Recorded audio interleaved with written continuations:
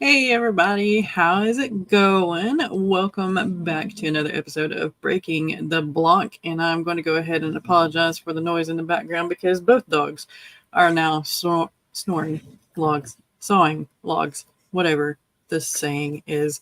So I'm going to let Mama Maggie introduce herself and then Skye, and we will get into it because we have some awesome topics today. Hello, lovelies. Mama Maggie Ward, independent author and stroke survivor, and I'm a little blurry today because I've like the last couple of days we have the Pueblo Chili Festival and Balloon Festival going on, and we've been doing that since Friday, all the sunlight, all the days, and it's been a lot of fun, a lot of good food. So yeah, I'm here with my melting brain, but we do have some interesting topics today. All right. Hello, everyone. My name is Skye. I'm a fantasy author who typically writes paranormal romance under the name S.D. Haggis, and I am here, and I'm awake. So that's all you're going to get from me for right now. I like that. So yeah, we've had some people pop up in the comments. We have Devin. Devin is actually going to be with us next week on Sunday the 29th. Yes, 29th, I think. Whatever day Sunday is. Me plan? No. But good morning. Good morning, Eva. Skye pulling double duty here. And we've got a Jenna. She's in lurk mode. Mama Maggie doing double duty. And Eva says, my town had an Italian festival all weekend, and it's super stormy out today, though, so I imagine it's all but shut down. Yeah. Yes, you were. And thank you for being here, Skye. But yeah. All right. So it was so windy at the Chili Festival yesterday. We had to leave here at like 5:30 in the morning to make it down to the balloon launch because we like to chase the hot air balloons. Chase them, pack them. That's one of the things that is our family thing. That's a fun thing we do. But it was so windy because we had this cold front coming in. It was so windy yesterday morning that the balloons were up and they were standing up, and then the wind started to shift and the balloons were all starting to lean. And if you don't know about hot air balloons, they use basically propane flamethrowers up into them to keep the hot air balloon. And when the balloons start leaning like that because of the wind, it's real easy to catch the nylon and just melt. And so the wind, they sent up a drone to see what the wind was, and the drone was going up fine. And then all of a sudden the drone just started doing this, and then it just shot away. And the guys were like, and that they had caught one of the upper level winds, and it was going to be way too windy for the balloons to launch. So, and then they were like, get the balloons down now. And so then they just started pulling the balloons down as fast as they could. But it was a lot of fun. There were some really pretty balloons. I've got pictures to post of it, and I've got to send several of the balloons. I got some good pictures of, so I'm going to send it to their websites. But yeah, that the weather changing, autumn's here. Yep. Autumn's here. The high country gold. They're all right. Okay, go here to see the aspen. Go here to see the aspen. And so, yeah. Yeah. We had a balloon festival down in Georgia back when I was a teenager, and they did it in spring. And if y'all know spring in the mountains of Georgia, that's a bad idea, friend. Bad idea. So needless to say, it didn't last all weekend. It lasted maybe 2 hours on a Saturday, and that was about it. Yeah, we have several of them out here. Yeah. All right. So let's go ahead and get into our topics. Yeah, Tennessee has, North Carolina does too. That would be neat. Okay. How do you feel about paid ARC reviewers? Now, for those of you that may not know, ARC reviewers are advanced reader copies sent out to usually people who sign up to be your ARC reader. and after they finish reading, they go ahead and leave a review or a comment or something like that on your Amazon page, your website, or something like that. But they usually say, hey, I got this as a freebie. I am an ARC reviewer, and so on and so forth. But how do you feel about paid ARC reviewers, beta readers, those that slide into your DMs to offer these services unsolicited? Well, we started all of this. We started when we were collectively sharing when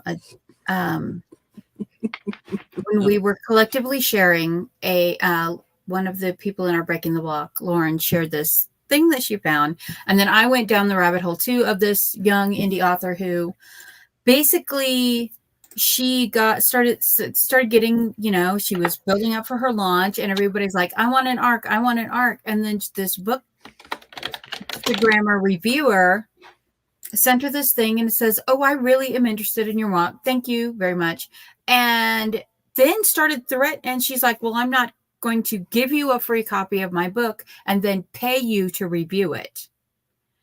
And they were threatening them. They were like, we're going to review bomb your book. And this is actually something that indie authors have to deal with. You would never, she makes a very good point. You would never go to a big author, a trad pub author, and go, I want to review your book. You're going to pay me, or I'm going to blackball your book.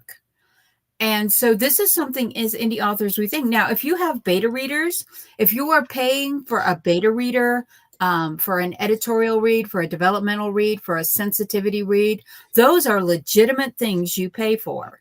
Mm-hmm. But if you are paying for a review for an ARC copy, that is against Amazon's TOS.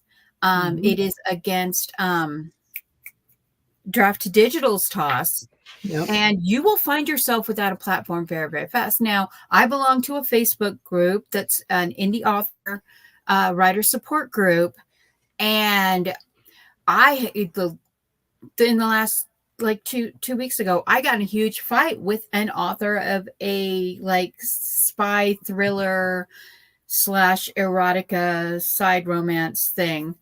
And because he says, well, you can pay for editorial reviews. Well, there's a difference between fiction reviewing and editorial reviewing. And you are expected to pay for editorial reviews. Editorial reviews are normally for nonfiction works and scientific like papers and stuff. Like I had to pay for a review for one of the thesis papers that I wrote when I was in college, and this is back in the 90s. Hmm. So, yes, you do pay for editorial reviews. But if you are paying someone like, what was that group called? Readers Favorite for 5-star reviews and then putting those reviews on your Amazon page, those are not legitimate reviews. If you are paying for reviews and then having them and paying reviews, and there's a lot of people. I know that I get a lot of things. I get messages on Inkit, Wattpad, Instagram, Twitter X, and my Facebook page. Mm-hmm. We will read and review your book and post reviews and share your book on our platform. And they get away with saying this because they're like, we'll share your book on our platform, and you're paying for the share. You're not paying for the reviews. You're paying for the reviews. Yeah. And they will give you 4.5, 5-star reviews, depending on, what level you pay for. But yeah, they're starting to get aggressive. Yeah. They are starting to threaten to review bomb. And like the girl on the screen, she got threatened with having her book review bombed and told she wasn't a real writer. And so this is just another thing that indie authors have to watch out for, because they know we really, indie authors are much more driven than trad pub authors. Yeah. Because we are doing everything ourselves. We have the entire burden. Whereas trad pub authors, their agent has the burden, their editor has the burden, their media person for the publishing house has the burden. So they split the stress of the book release. But sadly, we don't. And if you don't want to get in trouble with the indie publishing platforms, then do not, please be aware that this is a thing that will get you kicked. Yeah. Usually with ARC reads, like I have a form that you can fill out to hire me for a beta read or a session, like Stuck in the Middle where we talk like this. And on there, I have ARC read on there, but it's like my payment, I get the book for free. Well, and the other thing is people aren't revealing is Amazon is actually considering, like there was chatter in the Amazon pages about is the book itself a gift? Is it a gratuity to get the review? And are they going to start blocking book reviewers who get ARCs? Wow.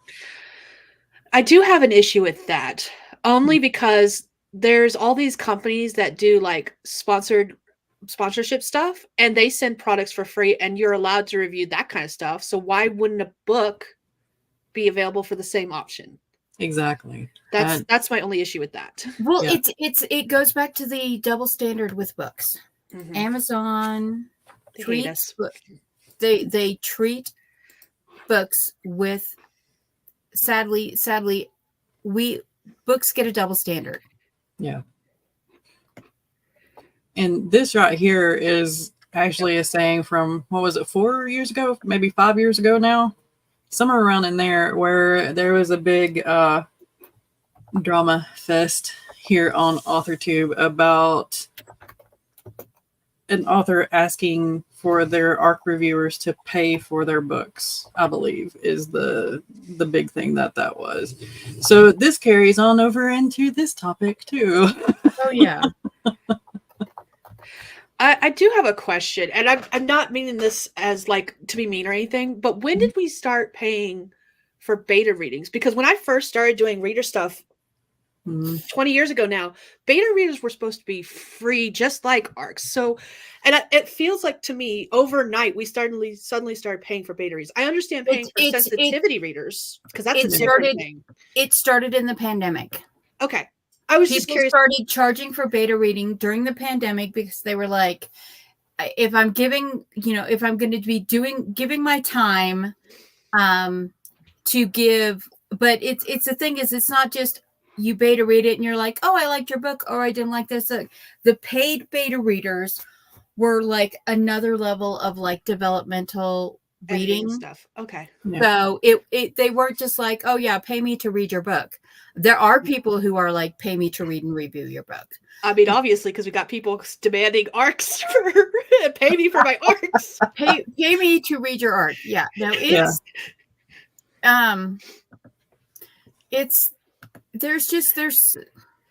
we already struggle enough as indie authors without being targeted by predatory reviewers. And right. I'm gonna call them predatory reviewers because this practice of, to threaten to review bomb someone's book, that's harassment. And honestly, if someone's like, oh yeah, I'm on Book Talk and I'll take your book, I hate to say this, and maybe this is just me being biased, but my very first answer is no, thank you. Because of everything that's going the last several years, and literally Book Talk and Bookstagram did this to themselves. They did this to themselves. That if you have like if your Book Talk review blows up, if you end up one of those trending books, it's like, oh, it's a thirst trap. It must not be well written. It must be smut. And that is really, I don't write smexy scenes in my books, and I I don't know what the answer is here, except that do not pay for reviews because Amazon will kick you. Yeah. And if they say, well, it's an editorial review, you're paying for an editorial review, and that's legitimate marketing, which is the argument that I have gotten with in my Facebook group. I belong to an indie author Facebook group, and we have had fights about paying sensitivity readers. We have had fights about ARC reviews being free or paying. Now, if it's a printed copy of an ARC review, I can understand why an author would want that back, would want at least the print cost back. But e-copies are free. You send them in an email. It's free. And sensitivity readers, if they are going through and legitimately doing their job to look for and make sure there's nothing that's going to get flagged, they should, that's work. They should be paid. Yeah, that's a lot of time. But the fact that it's like, you're going to pay me to review your ARC or I will review bomb you. Yeah, no. Yeah, no. That's just nasty business. I'm sorry. If you have to get your business because you're threatening somebody, then you just don't need to be in business at all. Yeah. That's blackmail. Exactly. And then if you follow through with the blackmail and the threats, then that's slander. And guess what? That can land you in jail. Yeah. Or at least a fine. I really feel and like some people don't think about that shit. Go figure. Eva sensitivity raters should charge Devin. Repay them with an EPUB of the final product. Yeah. That's great. That's great. And seeing this, you sometimes you don't even give out art copies or anything and you still get reviews, and that's great. Let's see. In this right here, there are platforms that you can use in order to get your books out there to the people who are going to leave reviews for you, and it's free. They don't have to pay anything. All they have to do is just kind of sign up for it. And paying somebody to do an ARC review is just no go. I mean, there is, I do know a book reviewer who randomly draws the books that she reads every month, and you can pay for her to read a book, to bump her book to the head of the line. But you're paying for her time, not the review. And if it's going to be a bad review, she's refunded people because she's like, look, I'm really sorry. And you bumped your book to the head of the line. You paid to have your book put at the front of the line, and I'm not going to be able to give you a positive review. Yeah. So, then which that leads to our next topic. Yeah. See, this right here, if they're going to give you overall thoughts and chapter by chapter synopses and pointing out grammar mistakes and stuff like that, and they are taking the time to really dig into your work, by all means pay them, or at least trade beta reads with them. Do something that is good for them. You scratch my back, I scratch yours, kind of thing. Gotcha. And then there's also this right here. Usually with a paid beta reader, they will get back to you. I've had some beta readers skip out on me too, and it's fine. It's fine. It's fine. It really, life happens. It does. I'm not trying to bash anybody here. It's just that usually with a paid beta reader, you're going to get that feedback back. And like Maggie said, if it's a bad read, they're going to tell you that, and hopefully they give you a refund and you can rework your book.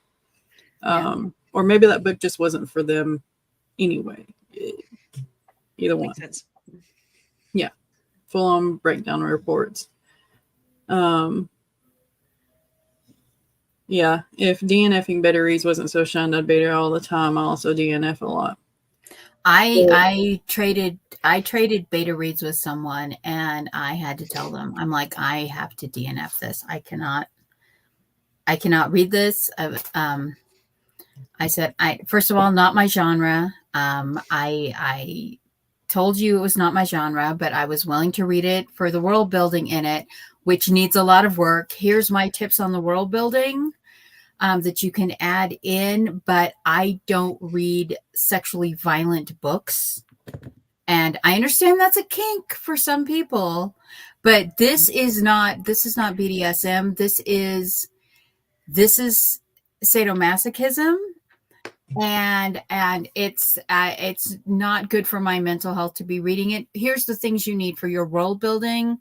To the point that I'm sorry that I just started skipping. I DNF'd all your sex scenes from a third of the way into the book and just like did the world building read. But it's, that's another thing is if you have somebody beta reading outside your genre, just be willing to accept the DNF. Know that that they may hit a point where they're like, I just can't. Yeah. And the other thing is I sent her a list of words besides said, ask, and whispered. I have a lot of growled. Growled, yes, that was the fourth one. That was the fourth one. They had 4 words for their language tags through the entire book. He growled everything to the point that I'm like, well, he's a vampire, werewolf, or troll. That's just his voice. and she whispers everything to the point that I'm like, does she have selective mutism? She's a fine Southern Belle lady. She's gonna be over there clutching her pearls later. She don't want anybody to hear that.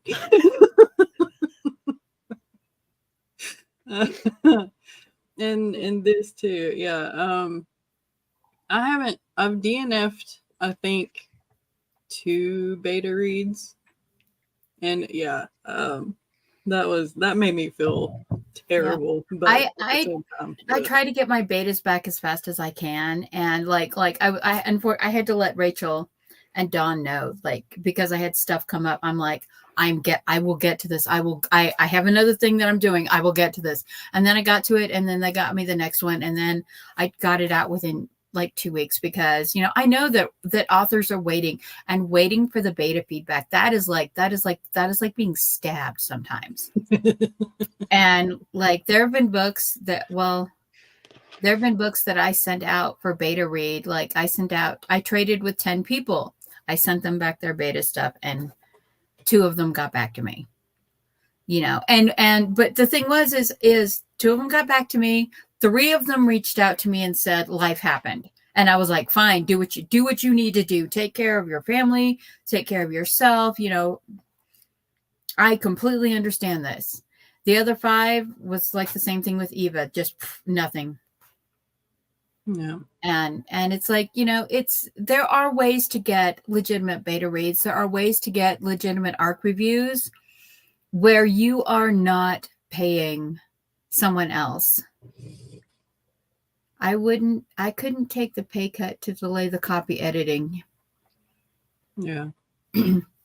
That's where I'm at in Pagosa Cliffs right now. Is I have the Pagosa Cliffs and Enemies, which is the bakeries, and Pagosa Stars, which is the sheriff's department, and the sheriff's book. I'm literally sitting waiting to pull the trigger on the sheriff's books because of stuff going on with the publishing house, and I really hope they figure it out, but I can no longer wait 12 to 18 months on a series that I am publishing parallel to it while they figure out what they're going to do to replace people. Yeah. Oh, Devin, I'll read book 2. I volunteer as tribute. Yeah, I've got Devin's first book, I think, in my cart right now, so I can read it. And I was hoping to read it in book 2, and then that way I could sign up to beta read book 3. But I don't know if The Witch's Crystal, I really enjoyed it. I loved the world building. Yeah. I've heard so many good things. I was like, yeah, this is mine now. Like a TBR, corn and dusty, yeah.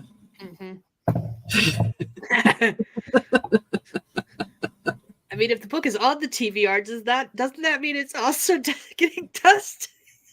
Yeah. Yeah. Technically. Okay. Now we have this one. Oh. The Witch's Crystal is now free with newsletter sign up. Nice. Nice. My thing with ebooks though is I will start them and then I'll forget about them because on the same device is Webtoons and Tapas and yeah.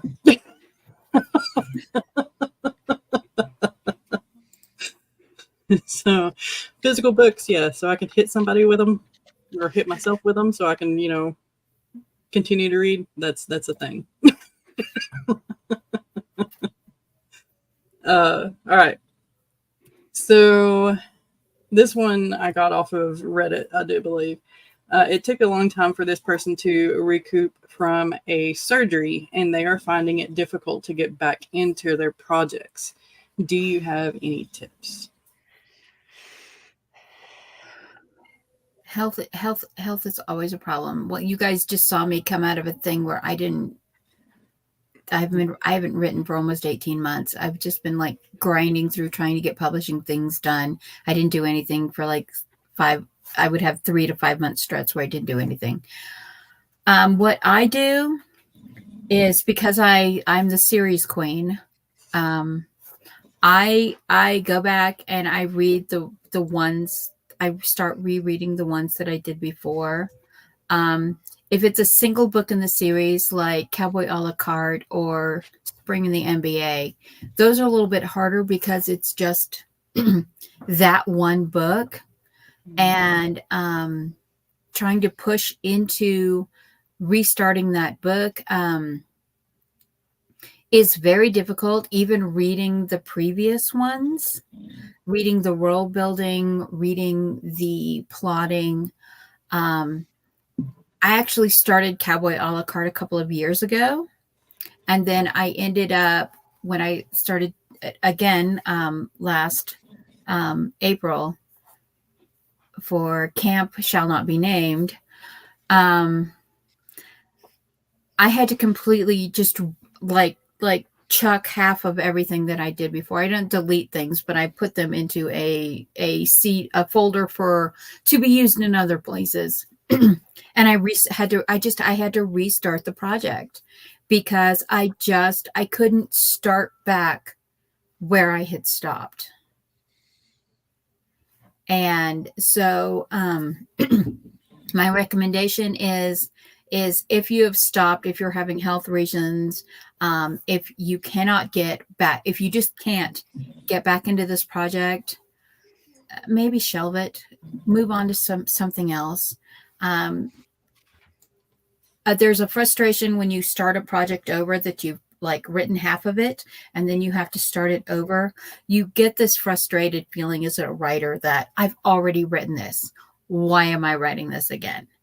And that is as big of a block as an actual, I don't know where to go from this plot point kind of a block. Yeah. Because I don't want to do it again. And it pulls back into this, and people don't realize that, but it pulls back into that thing that we had in elementary school where the teacher kept giving you the same worksheet over and over and over. And you didn't want to do the same worksheet over and over because you already learned it. Yep. And sadly, that's what happens. And with health issues, because you need to take care of your health, you've got to get your health done. You cannot succeed as a writer if you're not taking care of your physical health. And so that's my tip is revisit your world building, revisit your characters, maybe interview your characters. Everybody knows about my 30 questions for world building and 30 question character interview, because if you know your characters, they're easier to write.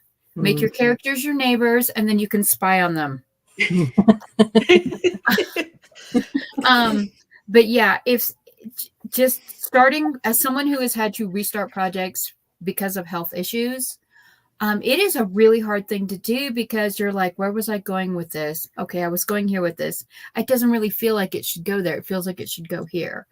So yeah, just go back, look at all your research that you did leading up to this project, revisit your plotting, revisit your characters. If you're still not feeling it, don't be afraid to change project and shelf this one, because I mean, a couple years down the line, you might be happy to, you might pick this up and be like, ooh, like someone's book about my hero. And,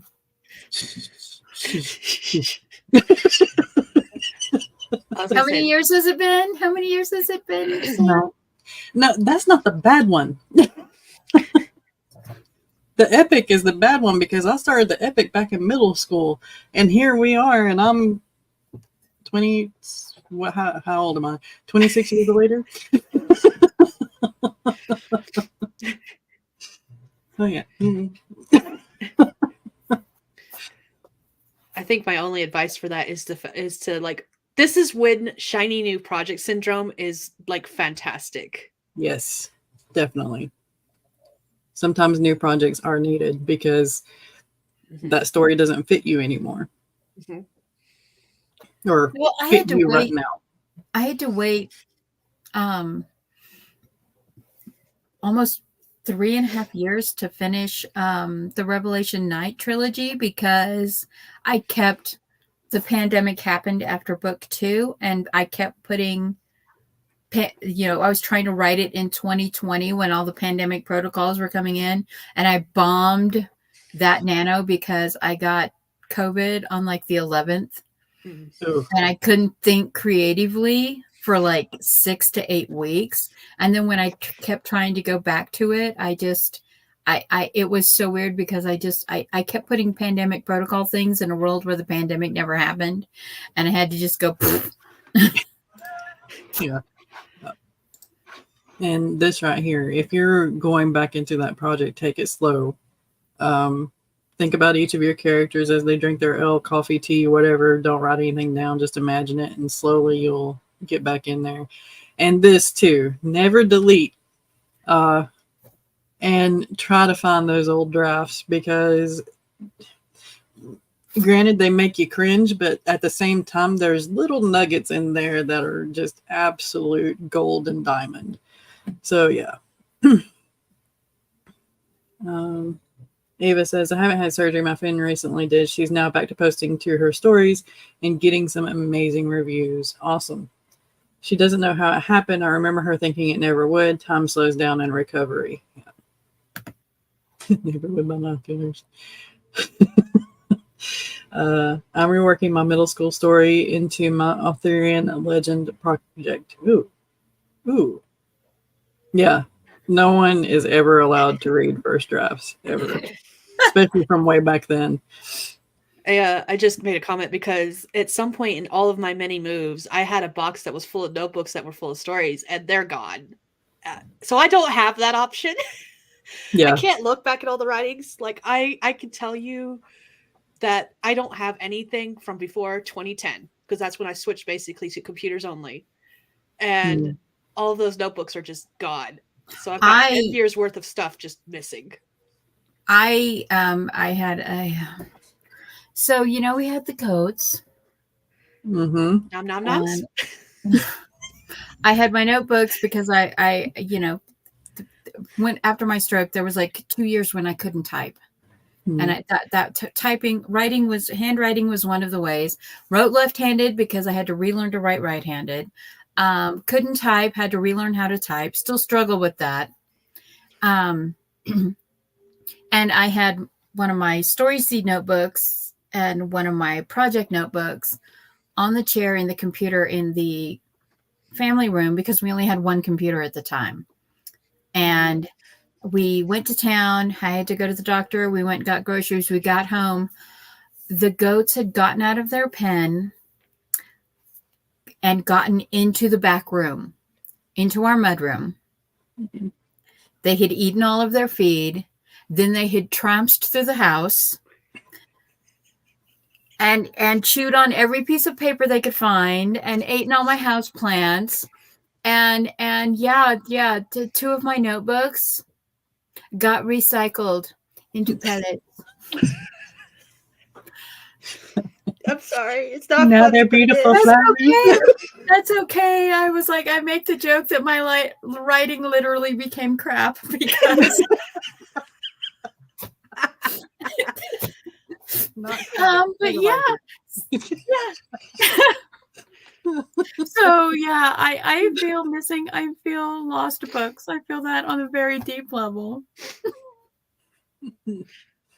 Yeah. When I'm going through something, I write with that voice, with those thoughts, because later those same feelings can't be recaptured. Exactly. That's an interesting thing.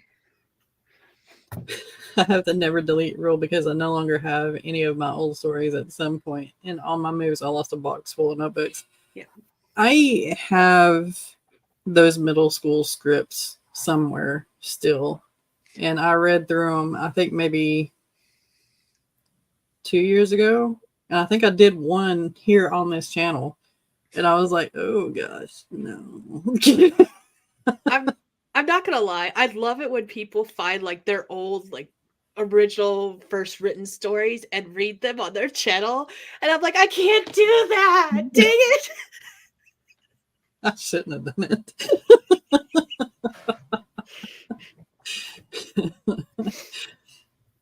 Let's see. My oldest draft I still have is from the early 2000s. I was 19 or 21, I think. It's a middle grade portal fantasy. Nice. I love a good portal fantasy. Oh gosh, my dad's basement flooded and I lost a lot of books, but my notes were saved. At least the notes were there. Everything that I wrote from before I went to college, because college is when I stopped writing. Everything from before then, I lost to black mold when we lived in Texas. And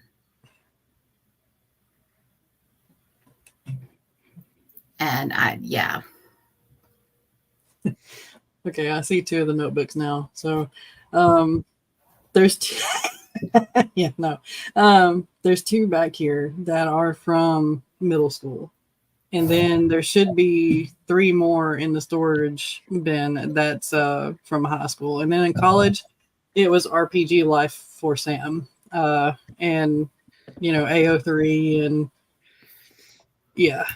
So I would probably have like 30 books done by now if I hadn't dipped my toes into the RPG life and had like 50 characters in those games.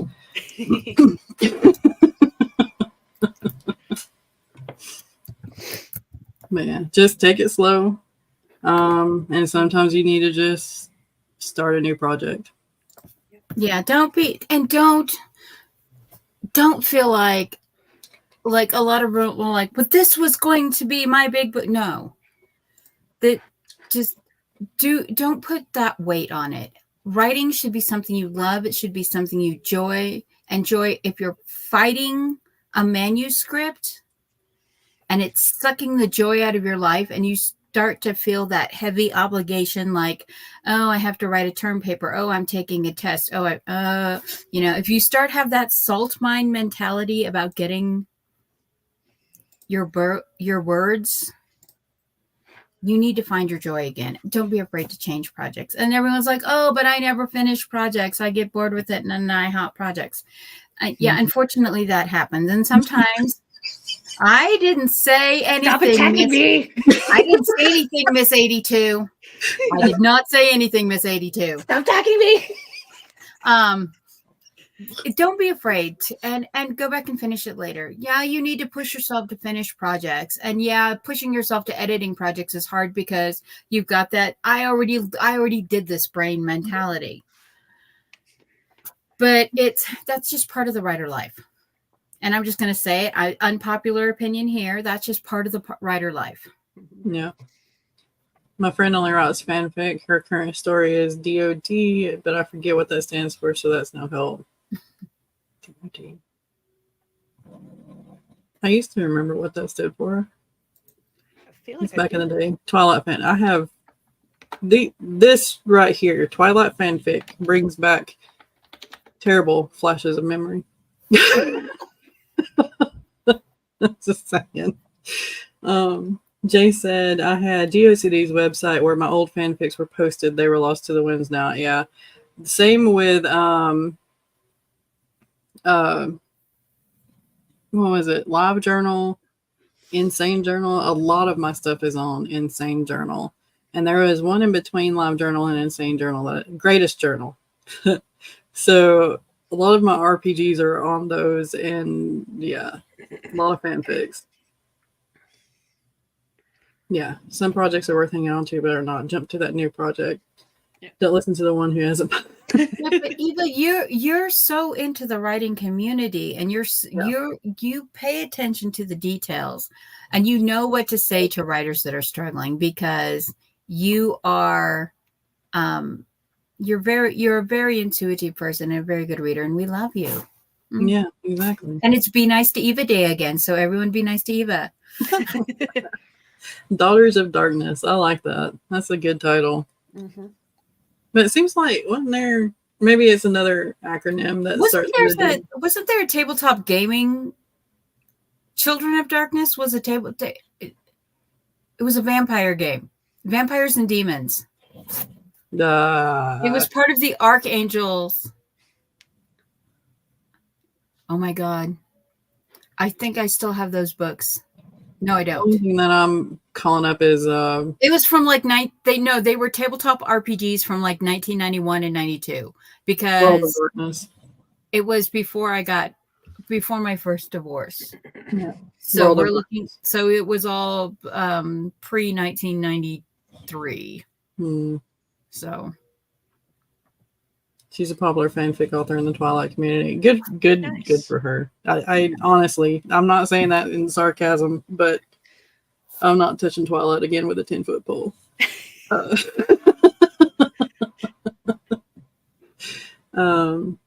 Sailor Moon. So many Sailor Moon fanfics. It still exists. It's a White Wolf property. It's a big readership. Yes, it is. It really is. Keep my World of Darkness thoughts to myself. Yeah, but like the main thing though is if you're struggling after an illness or surgery or like family drama, even, give yourself the grace to step away from a project. If you cannot, if you're just not finding yourself being able to get back into that project, you understand that the person you are now after this event is not the same person that started this. And like there's one book that I had written and drafted and totally planned on writing that called Ink and Cacao that I'm probably never going to write now because one of my friends' lives too closely mimicked the inciting events of Ink and Cacao. And I just it was too close for me with that. So yeah, give yourself the grace to walk away from a project if you need to, because you're not the person you were when you started that project. And if the characters aren't relating to you, if the story's not speaking to you, there's a reason. There is something here that is not letting it come out here. Yeah. All right. And you can always piecemeal it later to use in new projects if you have to too. Oh yeah. Right. Yeah, don't delete anything. Put it in your story seeds, character seeds. Yeah. Write some short stories, something. Yeah. All right. So moving right along. What do you do when someone yucks your yum and steals your motivations? Maybe it's feedback that wasn't asked for at all. Maybe it was a snide remark about your genre, the POV you use, the length of your chapters or project, or maybe it was broken promises / ghosting over requested feedback. So yeah, this comes from Eva in our Instagram chats. But yeah, I think we touched on this a little bit last week. I think it was last week. It might have been a week before last. So you can go back and watch that to get the tips from back then, but we can also talk about what we would do now because we've grown in a week, in 7 days, I promise. I wasn't here last week. I was chasing hot air balloons. I was doing other things. It's like we were talking about earlier with getting beta readers that aren't in your genre. You know, that is an expectation that you need to be aware of, you know, that they might DNF your book and move on. They might not like it. Still, if you're doing a beta read, try to give some feedback. Life gets in the way sometimes. And if you are swap beta reading, you know, if something happens, please reach out and tell them, I cannot get to this right now. This thing is going on. Please understand. And, you know, we're all human. We all understand when life goes, it blows up in your face. Yeah, for real. So, but things that steal your motivation, that's the imp. That is the imp talking to you. And then there's the other side of that, of like the snide remark. You will have friend readers out there that are frenemies. They will be nice to your face. And they will say things that sound nice that aren't nice at all. It's not just a Southern thing to say something that sounds nice but isn't nice at all. And those things feed into your imp. They feed into your imposter syndrome, and they can actually become as big of a block to your writing as actual plot problems, character problems, lack of motivation. And it's sadly there you know, there are other writers out there that will be like, oh, your book sounds so amazing, and then not realizing that you're in the background of a chat or something and just trying to get stuff done and not interacting, and they'll be snarking about your productivity or your writing style or your genre. And it's hurtful. It is very hurtful when someone you think was your friend, someone who you thought was on your side and supporting you, pulls the frenemy card and you get that glimpse. Mm-hmm. So yeah, like Devin says, that's one person. That's not the majority of your audience. It's hard to not let it feed the imp. It really is. But honestly, you need to just take the imp, duct tape it to a chair, throw it in a closet, put some air fresheners in there, take the nail gun out, nail the door shut, and ignore the smell until it goes away. Yeah. Before I discovered storage, I had a beta reader who was interesting. Yeah. I bet that's a lovely story.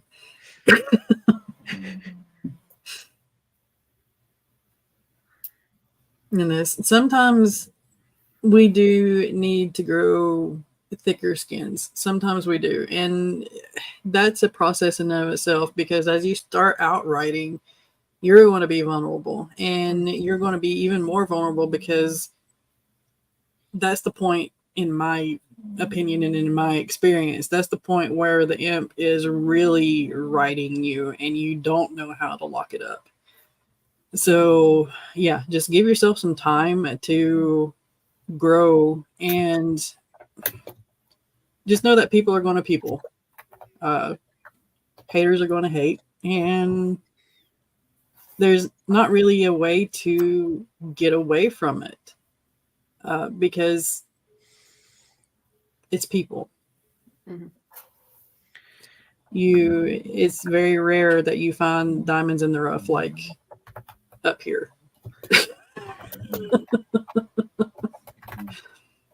To kind of tag along onto Devin's comment earlier about it being one person, if it's one person saying it, you can freely ignore whatever they're saying. Mm-hmm. But if you got, especially like with beta reading, if you've got a whole bunch of people saying the same thing, just different ways, then you might need to take a look at what they're talking about. Yeah. Even if they're not being exactly nice about it, that would go back to the thicker skin thing, because that means you do have a problem with whatever you're working on. Yeah. And then talk to the person or ignore them. Don't let it fester on public forums. Yes. Yes. Mama Maggie method for the win. Let's see. Jace says, what I've learned from watching lots of YouTubers, the one negative comment tends to weigh more than the 100 positive ones. Yes. And that is the imp right there. And that's human tendency. If you've taken any psychology courses, you know that the negative always outweighs the positive, no matter what upbringing that you had. You can have a silver spoon upbringing where everything is perfect and you still focus on that negative. You still focus on that one bad thing. So yeah, just it helps to realize that way you can work through it quicker sometimes. But yeah. Eva says, I do not allow them into my life. I don't talk to disrespectful people, though. Too many good ones out there. Yeah. Yep. Get it out. If 1 out of every 1,000 people is going to be weasel about it, then the more successful you are, the more weasels they are. Exactly. That's true. That is so true. Yeah. Devin says, I was in the Navy for 5 years. My usual reaction is, that's nice. In full Mrs. Brown's voice from Mrs. Brown's Boys. Yes. Yeah. No, there we go. Jace's editing services. Highly recommend. And Devin says, I'll send you the beta link for book 2, Mama Maggie. There's no deadline. Thank you, Devin. I will get it back to you as soon as I finish this project that I am on, the beta reading project that I'm on. No. Eva's being devil advocate over here. Deadline mode.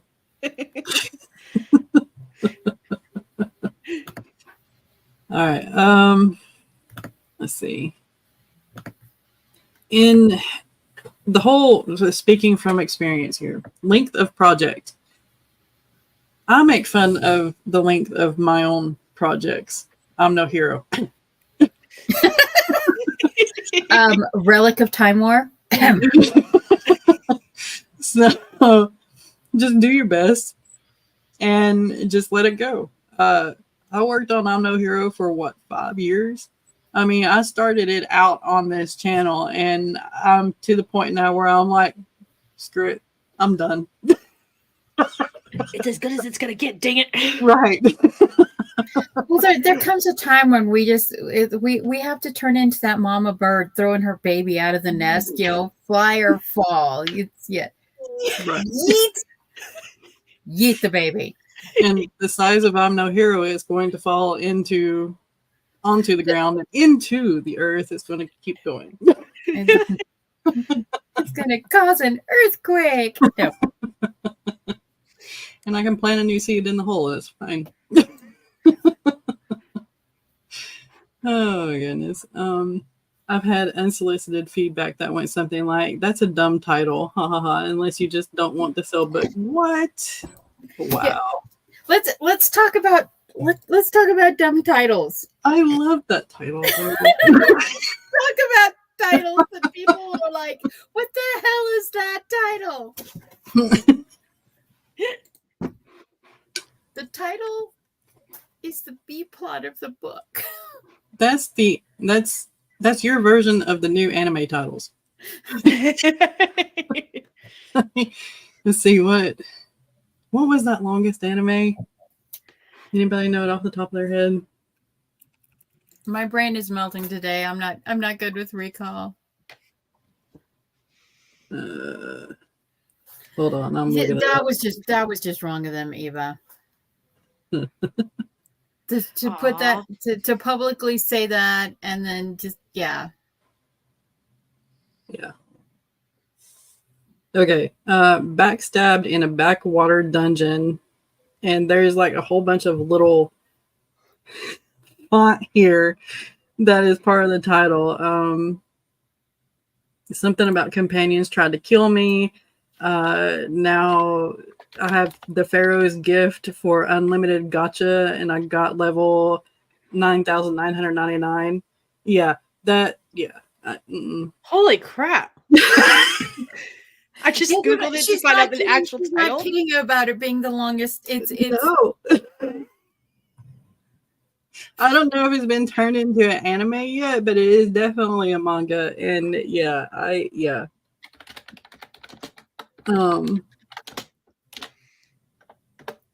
Practically the whole story on the book. Yeah. There we go. There it is. Backstab in a backwater dungeon. My trusted companions tried to kill me, but thanks to the gift of an unlimited gacha, I got level 9,099 friends and am out for revenge on my former party. Huh. It's so long, it split it into 2 comments. Oh.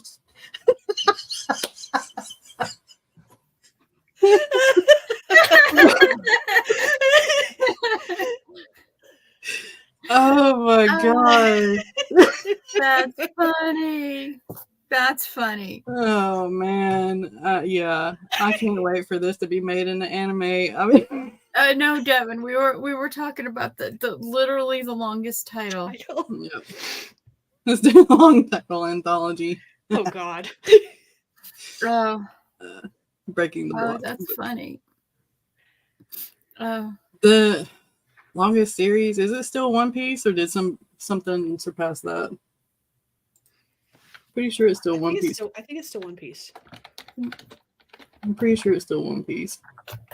Yeah, I'm waiting for the next season of One Piece to pop up on Netflix. Yeah. One Piece. With 2,640 episodes. Oh, gosh. See, this is the reason why. Okay, I watched Naruto as it was airing. And then everybody was like, you need to watch One Piece. And I looked at One Piece and I looked at the number of episodes and I looked at the number of manga chapters and I'm like, no. Nah. It's half my life. I can't even devote myself to 8 episodes. There's no way I'm gonna watch 2,600 plus. My husband's trying. He's trying so hard. He's like, you will like this. I'm like, I'm sure I will. Just give me the highlights. Here's a highlight video somewhere. The thing is unfortunately the more they go, they're already clipping things. So I know there's no way they're going to do all the episodes. Yeah, there's no way. This right here, I know that last that does not exist. Burrito.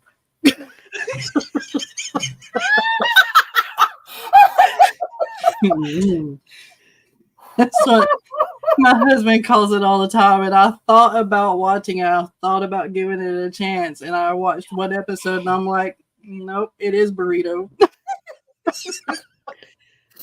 One bite and done. Go away. Okay. The power of word of mouth. I don't consume the genre. One Piece live action is so much better than anime. Yeah, it is. I have started watching the live action, or I finished watching the live action up until they renew the season. Hi, Sako. In One Piece style. Okay. All right. So the last one that we've got for today is this. Can writing be a coping mechanism and a distraction from our writing goals itself? 100%. I was going to say short answer, yes. 100%. Yes. Writing. Raise your hand if you write instead of editing, formatting, marketing.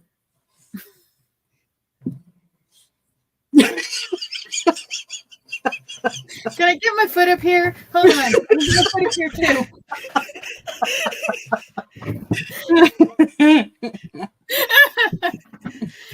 Oh.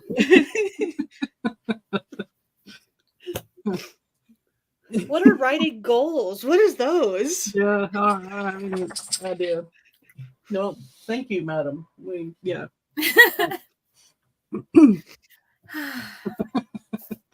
Writing is therapy. Yeah. Yeah, absolutely.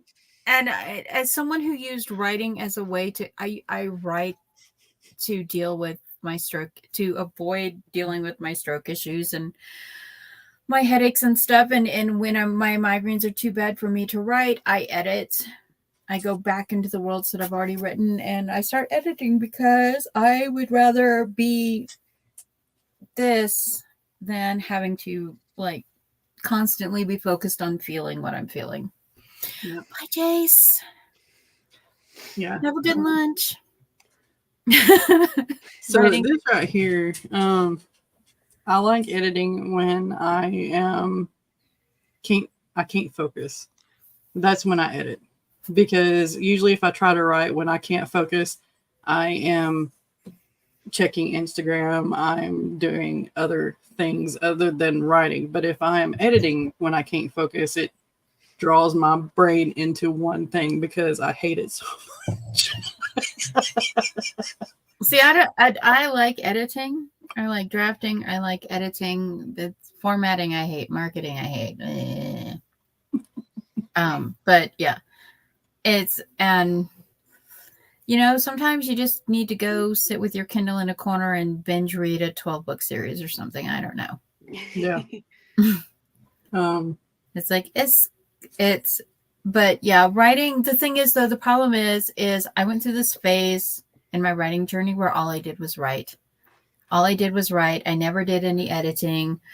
I just went project, write. And now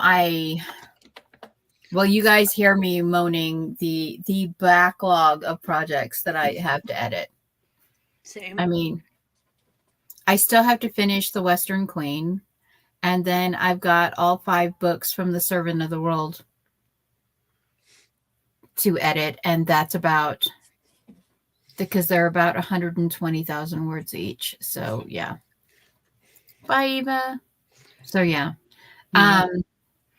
Writing is a great escape. Writing is wonderful, especially like if you've got a short story in, or if you've got shiny object. If you have shiny object hit you like really hard. So many books under the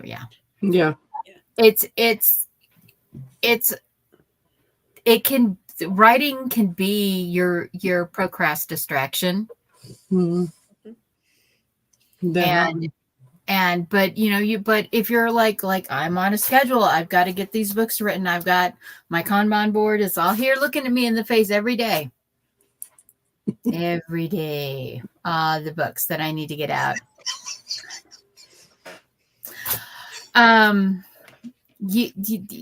You have to just find the willpower to say, nope, we're doing editing today. Look at the blocks that I have to fill out for the editing blocks. These are the editing blocks for this month that I have to do. Yeah. And you procrastinate working. Hey, I am full on for procrastination. I do everything except the task I'm supposed to do. I'm productivity. I get all the productivity done, just not the productivity that I need to do. I feel that. Yeah. I for the longest time I had never even thought about publishing. So to be fair, about all the many projects I have, a lot of them were written with never the intention of publishing them in the first place. And then it was one of those things where they were like, had a couple people read them and they were like, you should be publishing these. And I was like, that's a thing? Yep. Yeah, revisions have taken over me too. I have 5 different books at various stages, 0 published. That's going to change in October though. For me. My problem is I have entire series that I'm revising. Yeah.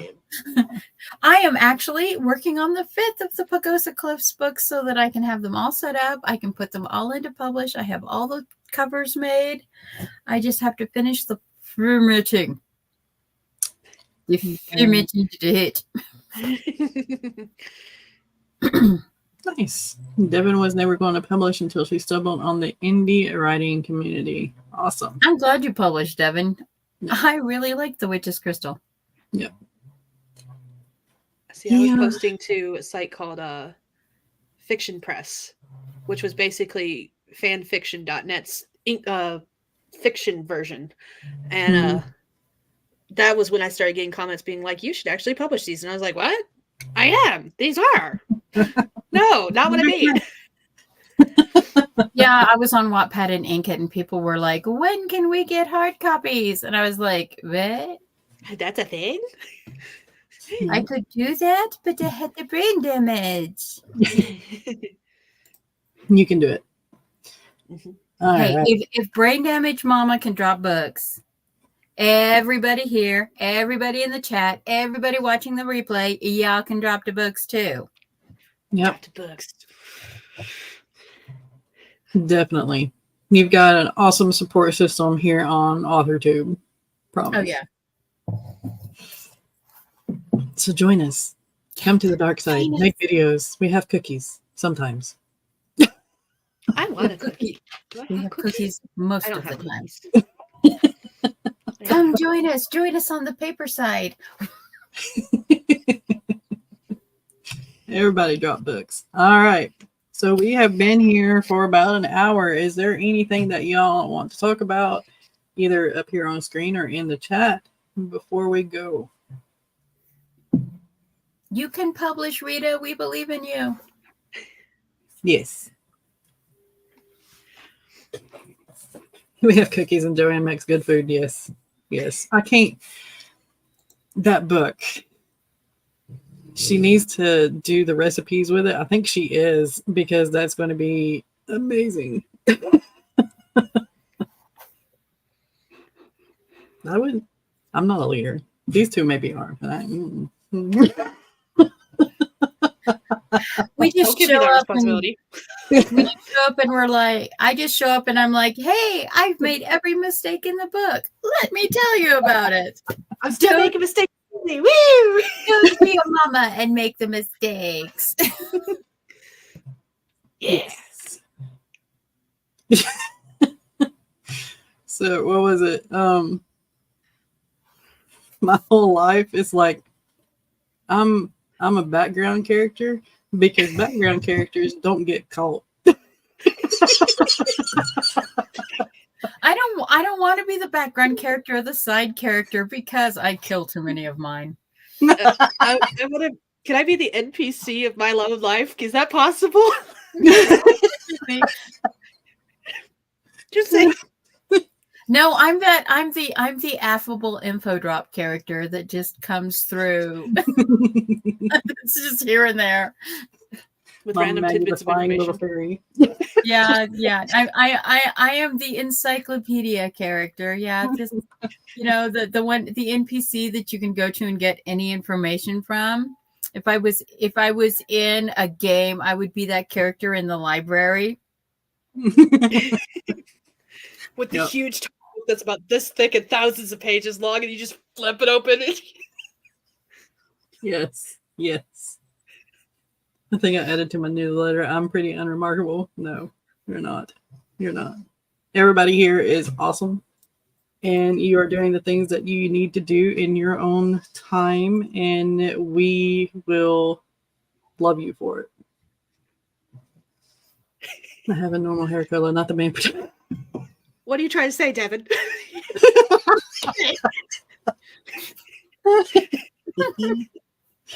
I don't know. Since it's been so long since I've dyed my hair, I might be the mage, sage, whatever now.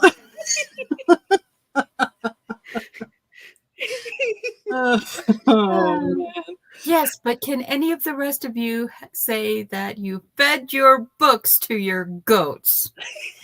No. Nope. So yeah. Not yet. Not yet. Oh, this was fun. Yes, just All right. thank you everyone for coming. And yes, it has been so awesome. Do y'all want to do outros, or you want to just go out? Does a Capricorn husband have? Oh, Jenna, honey, I'm a Capricorn. My husband's a Capricorn. We were born 3.5 days apart, so we only have 2 differences in our astrological chart. It's crazy. people are like, there's no way you guys should still be married. And it's like, yeah, but we are. Aquarius with a Pisces. It's awesome. Oh, right. Mama Maggie Ward, independent author, stroke survivor. I have books. Yeah.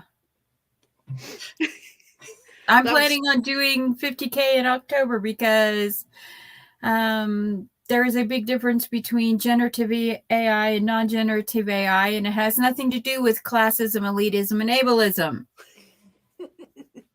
Right. Unless you're nano, and then it does. So, yeah. Nope. Since everyone's revealing signs, I'm an Aries and my husband's a Scorpio, so we've got fire and water here. It's great. I'm Skye. I also write books. I am very good at writing books, but never publishing them. So when you see like 6 or 7 books published at one time, I know someone's going to come after me and say, hey, your books were probably written by AI. And I'll be like, nope, they've just been sitting on my computer for years. That's why you that's why you do what I did, and you space them out 10 to 12 weeks per publish. And they'll go, oh, so you're one of those rapid writers. No, Yeah, sure. I just wrote the outline mountains of words, and now I'm editing them. Yeah, I'm a rapid release author, 20 years in the making.